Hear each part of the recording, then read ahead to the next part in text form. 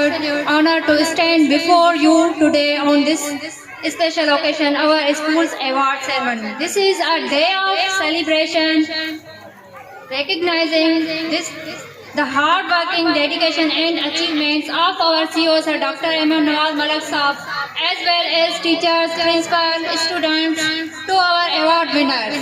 Congratulations.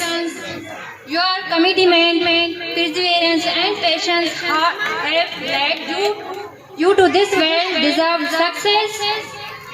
Success whether in academics, sports, art or leadership, you have shown that excellence is not just about talent but also about effort and determination. To our teachers and parents, thank you for your constant guidance and support.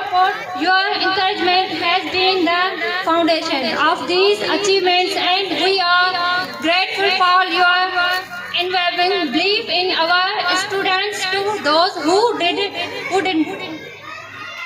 receive an award today, remember success is not just about trophies or certificates. Every challenge you face is an opportunity to grow and your journey is just as important. Keep striving, keep learning and your time will come.